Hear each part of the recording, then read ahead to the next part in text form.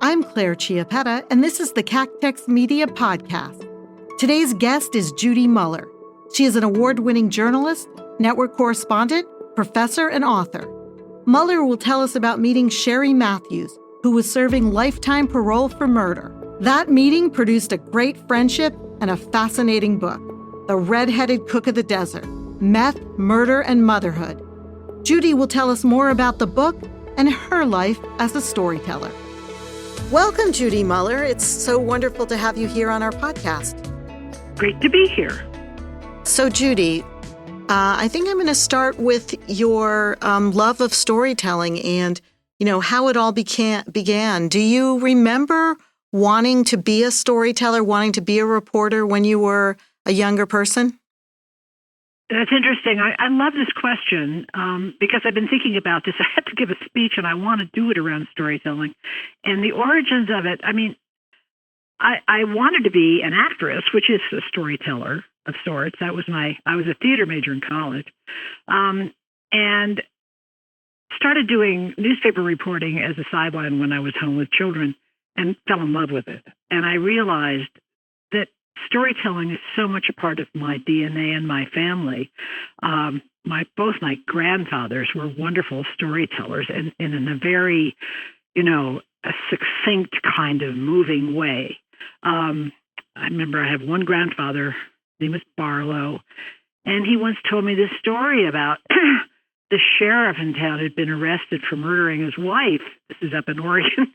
And I said, "Oh, that's awful. What happened?" He goes, "Well, she disappeared. And then everybody noticed that the sheriff was pouring a new floor in the sheriff's office." And I said, "No." He goes, "Yeah, that's where they found her.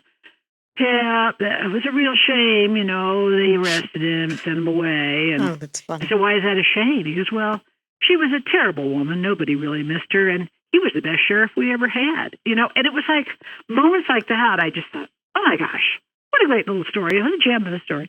And a lot of those kinds of things. I come from a fly fishing family, so fishing stories were huge, and I still write for, Trout Magazine and various fishing. So it's just part of my DNA. And as I said, I wrote a book called Now This, the memoir, and in that I just said, no matter how miserable the moment, there's a small figure in my brain who pulls up a chair, whips out a notebook, and whispers, "Hey, at least it'll make a great story."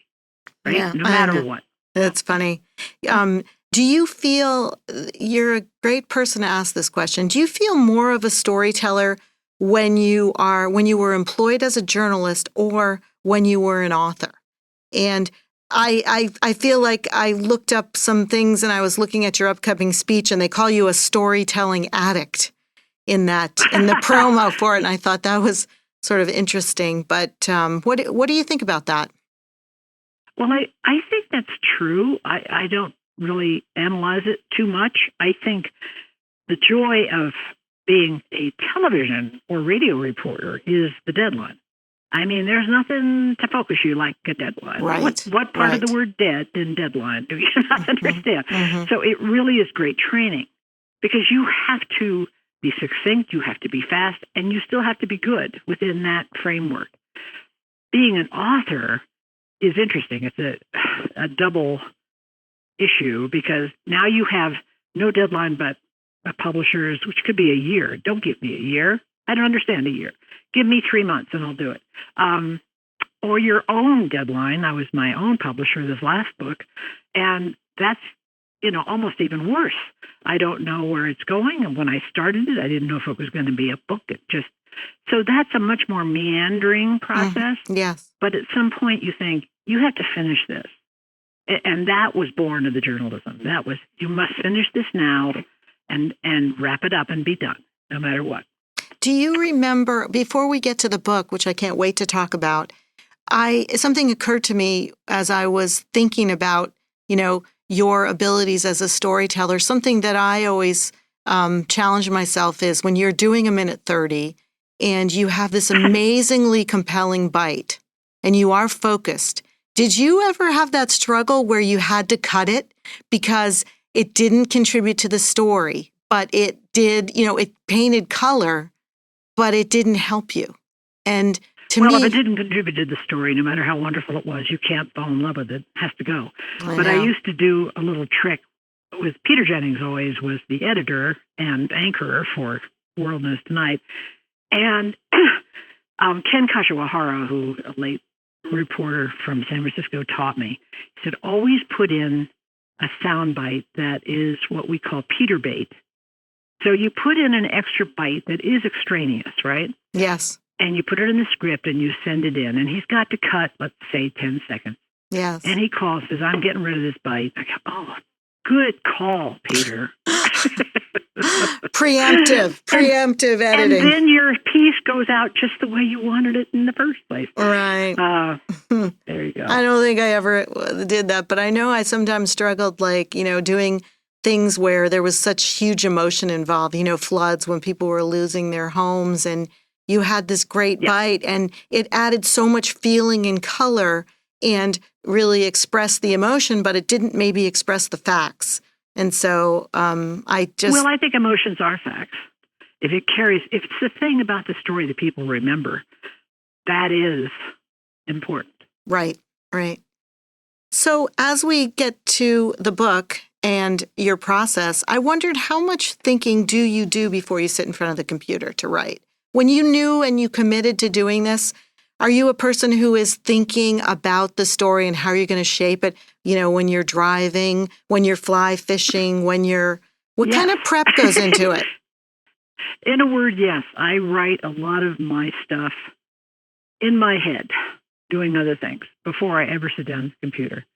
And when it comes to me, whether I'm out walking or, you said fishing, I don't usually do it when I'm fishing. I'm pretty focused when I'm fishing. But, at other times, because the story is stewing in my brain, and how do I want to write it? How do I want to shape it?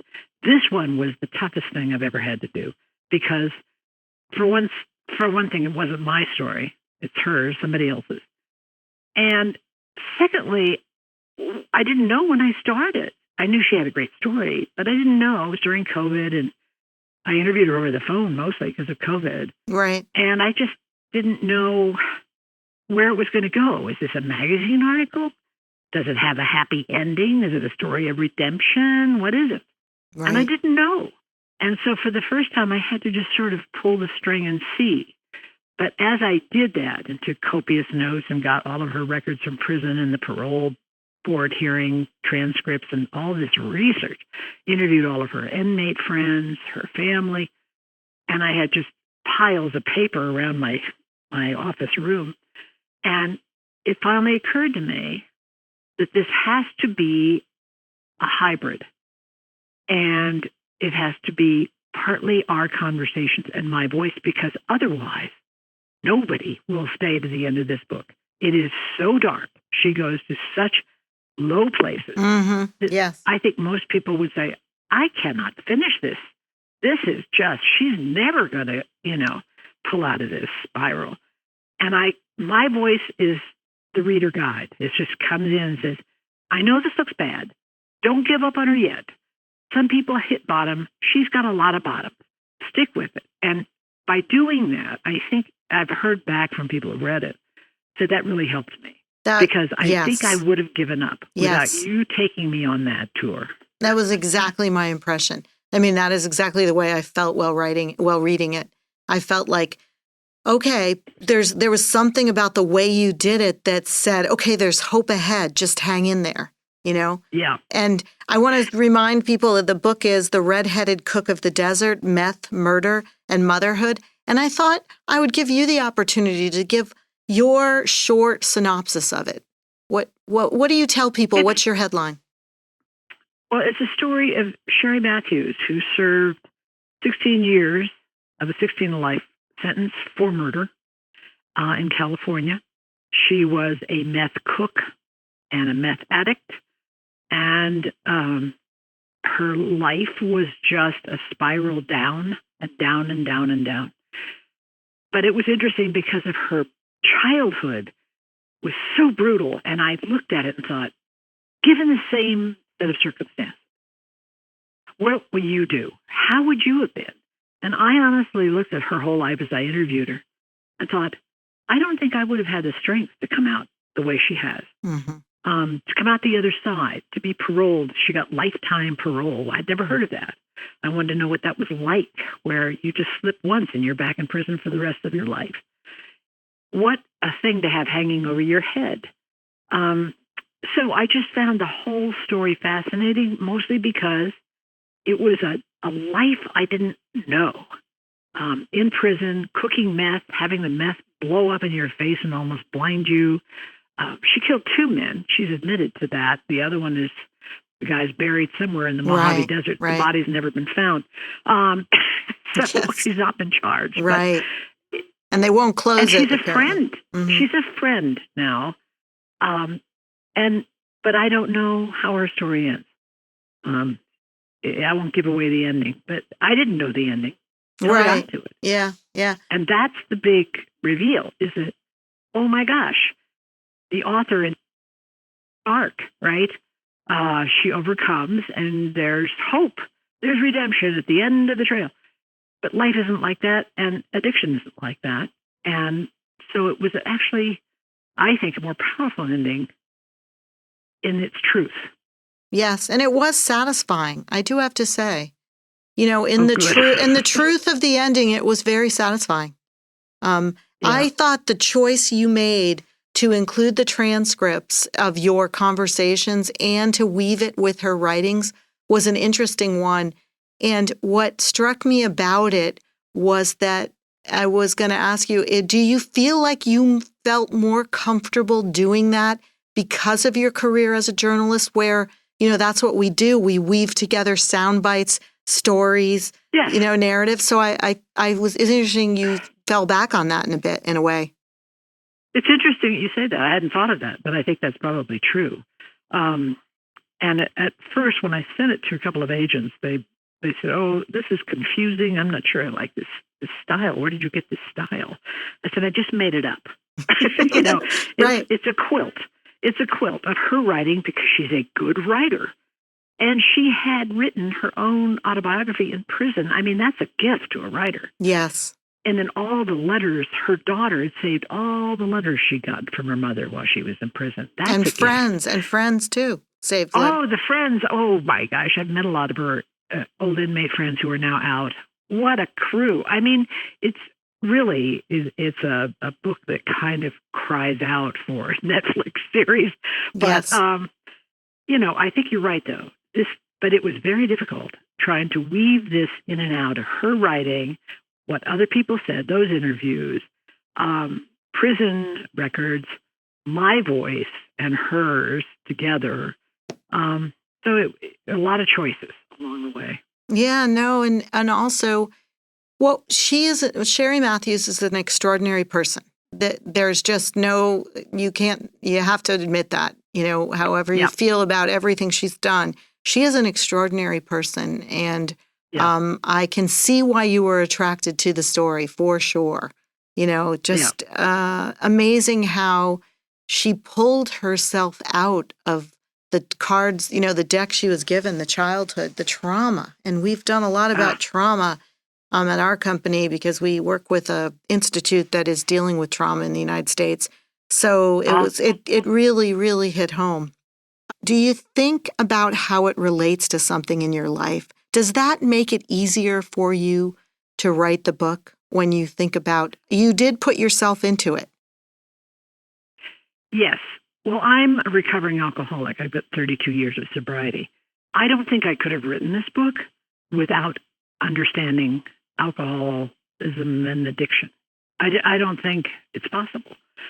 And so she and I shared a common language of recovery, which helped. On the other hand, I kept putting myself in it in terms of, holy moly. I mean, I don't know how anybody moves past this kind of a father, this kind of a upbringing, how do you get past it? I don't know that I have the fortitude to have done it. And so I was always comparing the gift of my birth, really. I mean, we're all just born into our circumstances and we can't control it. with hers and thinking, man, it is so much the luck of the draw. Right. And then what you do with that is everything. Right. Yeah. Her anguish, her despair, and yet her strength came through so clearly. It really did. Yeah. It was wonderful. What story do you feel like, as we, you've done so many different in your long storied career here. What's been your favorite story? Oh, my favorite. People ask me that. I don't. I keep thinking of my Nightline stories because I had 20 minutes to write a script. I mean, 20 minutes, which is unheard of today, probably, except for the longer shows. But I loved any kind of story that put me out into the wilderness. So I did a story about stolen Native American artifacts in the West. Can't believe, I was given a week to do this. I flew by helicopter onto sites where pottery was still sitting there the way it had been left by God knows who on Anasazi years ago, untouched because they were kept secret. And I remember standing on this mesa in New Mexico looking at this scene, and I thought, I have the best job in the world. They're paying me to do this. It's amazing. Yes. And I felt that way whenever I would go to Montana, say in the summer, to do a story about we got to save the salmon. The fisheries are being hurt by the dams. And I remember Peter Jennings called me after one fishing story aired, and he said, if I see you standing in or next to one more river, I'm going to start thinking it's a junket. And I thought, fun. Got me. Yeah. But anything that would take me out where this country and its amazing, vast resources could be shown off to people who never could get there. Right. I love that. It's funny, when I ask that question, most journalists answer that way. It's the experiential ones, the ones where they've experienced something along the way of telling the story that makes it their favorite. It's funny because you didn't mention sort of how well it came together, or were those easier ones to tell, or were they more challenging to tell? Well, as much as we're all prey to our egos, I have to say that is something I learned early on. Is you are looking at a dead end if all you care about is the feedback on your story. I mean, you hope it impacts people in a good way, but if you're just sort of waiting for a celebration of your work, then it's a dead end. And to be there and experience and do your best to relate somebody else's story is such a gift. To be handed that is such a sacred trust. People are, especially if it's a tragic story, somebody's lost a home in a fire, earthquake victims, whatever it is, and I've covered all those. Columbine was the hardest story I ever had to cover. Right. Interviewing parents who've lost their kids. I mean, awful.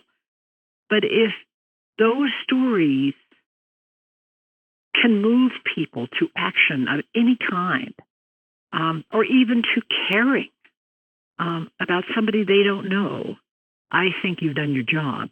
Can you share a couple of specific lessons or points about crafting a story? It's such a challenging question because process, Sure. No, well, I taught at USC, as you know, for quite a few years, television reporting and radio reporting. And to me, the thing that you must understand if you are a radio or television reporter, and I translate this over, by the way, to my print. I mean, if you read my books, you can pretty much hear my voice. And I try to let the people speak as much as I can. So you let the sound and the images move the story. Your words are connective tissue, and they should be tight and brief. But you can do very powerful things with tight, brief sentences. But if you start writing too much, all about you, then you will lose the flow. You will lose the power of the story. So it's the sound more than anything. It's the sound bites and the images. Right. That's why sometimes it was challenging when you didn't have the compelling sound that you needed Right. to, you know? That was always more challenging, right? Right. And I think the person who most influenced my style was Charles Kuralt, the late Kuralt of CBS Sunday Morning. And he was a mentor. I still have a note he wrote to me praising something I did. I mean, it was so sad. I got this note in my mailbox, and it was typed, and it was from Kuralt, admiring a piece I'd done, and I started to cry. Mm-hmm. I mean, it was, and I have it in a scrapbook like some teenage fan, you know, because he was so good. And that's the storytelling style that I love. He is not the center of the story. He didn't even sign off. He didn't say at the end, Charles Kuralt, CBS Sunday Morning, just left it off. Right. And I went into the radio booth at CBS once, and he had been in there doing a commentary. The commentary had been written for him by a very good writer, his writer, but he had taken a blue pencil to it. In editing terms, that's, you know, just taking out all the extraneous words. He took out so many words, and the thing was so brilliant in its simplicity without all the words. And I wish I'd saved it. I would have framed it if I'd saved it. I should have. But that's where I learned the craft. Yeah. Less is more. Let the people talk. Yeah, one of my favorite things was watching him read teleprompter live, because he was editing up into the very as it was going by, the words he was doing, you know, changing it live on the air, and and making it better at that last moment. Yeah. So, and his brain was engaged. Yeah, it just was amazing. It was amazing. What do you think you'll do? Another book after this? Is this? No. I don't know. Well, my husband, George Lewis, who was with NBC for 40 years. Remember him, yes. We just got married, by the way, a few months ago. Congratulations. So there's hope in your 70s. Yes. Congratulations. And, of course, we're like the two old guys in the Muppet movie in the balcony, you know, screaming at the evening news every night. Like, I'm sure. A verb. What was that? You know, it just I'm sure. But at any rate, we do a science thing in Telluride in the summer. We interview top scientists around the world for an audience every week. And he ordered all the equipment for our kitchen, you know, table. And we've got, you know, it's like Geezer podcast coming up. Oh, that's wonderful. And we have so much fun doing it. And so we do that. And if I write again, I think I'd like to do more magazine writing, actually. Are there any magazines left? I know. I remember a piece you did years ago, and it was about, and it stayed with me. You wrote, I think it was for a magazine, it was about the overnight, going to work, the community that you met.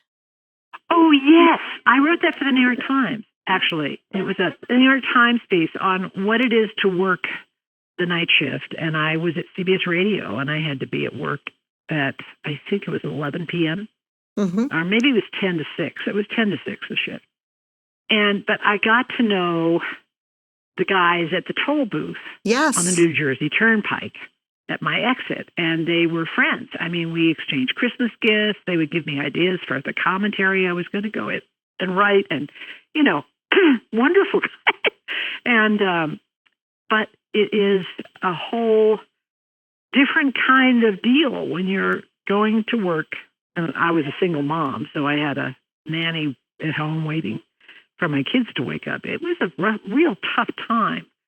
And then Charlie Osgood saved me and said, I'd like you to sit in for my Osgood file when I'm on vacation, and brought me out of the dark into the morning and changed my life. Yeah, I remember it because you shaped it into a story. And it was about the toll takers and how, you know, you came to know them. And it was just, it was lovely all these years later. So that was probably in the 80s. Yeah, seriously, as you know, everything's a story. Right. How well and I don't know if you've ever had this feeling, but you're at a dinner party or some gathering, and somebody says something about what they're doing. And I've actually lunged across the table at people. have you told anybody else about this? I just could talk about ruining a party. Well, I need to get all your information and don't talk about this anymore until I could talk to you, and it's just, you can't get rid of it. It's terrible. My kids used to say, Mom, I'm going to tell you something that's got to be off the record. Whose kids do that? I know. Well, do you feel proprietary about the term in the sense that everybody today calls themselves storytellers? If you see an actor talking, they're a storyteller. When we do marketing here, and so when we're talking to clients, they say, we want it in a story. We want to be a storyteller. It feels like everybody lays claim to the term, and I sometimes think... Well, obviously there are gradations of expertise, but I absolutely salute the idea that people understand that communication is always better when it's in the form of a story. We tell scientists that if you're going to communicate your science to ordinary people, you got to tell me a story. You got to tell me, what the Hubble telescope did. You got to tell me what a black hole is in terms a 10-year-old can understand. Tell me a story and hook me. Otherwise, blah, blah, blah, blah, blah. And so I think it's a wonderful thing to hear that people get that. Yes. What are your current favorite stories? And when I ask that question, I mean, what books are you reading, or what are you streaming? That's the question these days. What has really resonated with you, or what are you enjoying? Well, at this point, we're streaming The Last of Us, which is a dystopian series, which is very well done. And I wasn't so sure when I started it because it was based on a video game, which I don't even know. But it's very, very well done. But on the bright side, on the light side, which I prefer, Dairy Girls, which is an Irish wonderful comedy. I recommend it to everybody. I was so upset when it ended. I mean, it was that good. Funny, laugh out loud. But I suggest doing it with subtitles unless you really get the Irish accent. On the low side, we are hooked on something we are ashamed that we are hooked on, which is Yellowstone. Yes. The worst writing on the planet. But we watch it because it's like somebody listened to country music and just pulled lines. One of the lines that we loved, we just looked at each other and started to laugh out loud, was, honey, you're the trailer park and I'm the tornado. That's the worst line I've ever heard on television. Oh, it's so good. Gosh. We started copying them down. Oh, that's so funny. Yeah, that's funny. Well, I so enjoyed speaking with you, and I wish you great success with the book. It really is a compelling, interesting read. I enjoyed it from beginning to end, and that's not something I thought I would say when I opened it up, but I encourage everyone to read it. And good luck with your speech next week. Well, thank you. I now prepped myself. Thank you very much. Okay.